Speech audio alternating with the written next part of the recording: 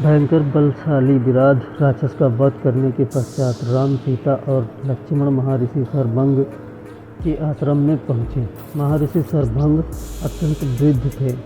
उनका शरीर जर्जर हो चुका था। ऐसा प्रतीत होता था कि उनका अंतकाल निकट है। सीता और लक्ष्मण सहित राम ने महर्षि के चरण स्पर्श किया और उन्हें अपना परिचय दिया। महर्षि शरभंग ने उनका सत्कार करते हुए कहा, हे राम, इस वन प्रांत में कभी कभी ही तुम जैसे अतिथि आते हैं। अपना शरीर त्याग करने के पहले मैं तुम्हारा दर्शन करना चाहता था, इसीलिए तुम्हारी ही प्रतीक्षा में मैंने अब तक अपना शरीर नहीं त्यागा था। अब तुम्हारे दर्शन हो गए, इसलिए मैं इस नश्वर एवं जर्जर शरीर का परित्याग कर ब्रह्मलोक में जाऊंगा। मेरे शरीर त्याग करने के बाद तुम इस वन में निवास करने वाले महामुनि सूतीक्षण के पास चले जाना, वे ही तुम्हारा कल्याण करेंगे। इतना कहकर महर्षि ने विधिवत अग्नि की स्थापना करके उसे प्रज्वलित किया और घी की आहुति देकर मंत्रोच्चार करते हुए स्वयं अपने शरीर को अग्नि को समर्पित करके ब्रह्मलोक को गमन किया। महामुनि शरभंग के ब्रह्मलोक गमन के पश्चात आश्रम की निकटवर्ती कुटियाओं में निवास करने वाले ऋषि मुनियों ने वहां आकर रामचंद्र से प्रार्थना की, हे राघव, क्षत्रिय नरेश होने के नाते हम लोगों की रक्षा करना आपका कर्तव्य है। जो हमारी रक्षा करता है उसे भी हमारी तपस्या के चौथाई भाग का फल प्राप्त होता है। किंतु दुख की बात यह है कि आप जैसे धर्मात्मा राजाओं के होते हुए भी राक्षस जन हमें अनाथों की तरह सताते हैं और हमारी हत्या तक कर देते हैं। इन राक्षसों ने पंपा नदी और मंदाकिनी नदियों के क्षेत्रों तथा चित्रकूट पर्वत में भयानक उपद्रव मचा रखा है। उनके उपद्रव के कारण तपस्वियों के लिए तपस्या करना ही नहीं, जीना भी दुश्वार हो गया है। ये समाधिस्थ तपस्वियों को मृत्यु के मुख में पहुंचा देते हैं। इसलिए हम आपकी शरण में आए हैं।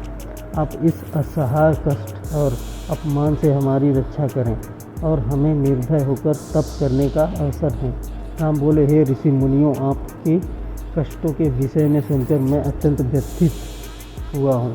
पिता की आज्ञा से अभी मुझे 14 वर्ष पर्यंत इन वनों में निवास करना है। आप लोगों के रक्षार्थ मैं इस अवधि में राक्षसों का चुन का नाश करना चाहता हूँ। आप सबके समक्ष मैं प्रतिज्ञा करता हूँ कि अपने भुजबल से मैं पृथ्वी के समस्त ऋषि द्रोही राक्षसों को समाप्त कर दूंगा।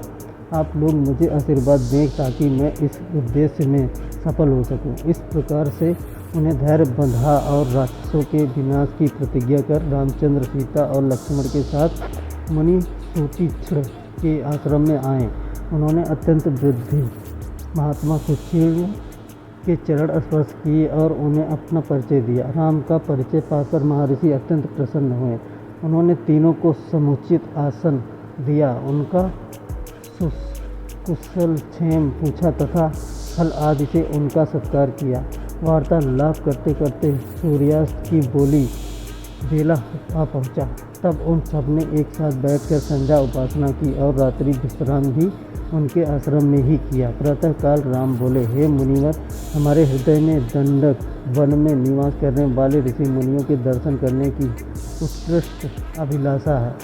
हमने सुना है कि यहाँ ऐसे अनेक ऋषि मुनि हैं जो सहस्त्रों वर्षों से केवल फलाहार करके तपस्या करते हुए सिद्धि को प्राप्त कर चुके हैं।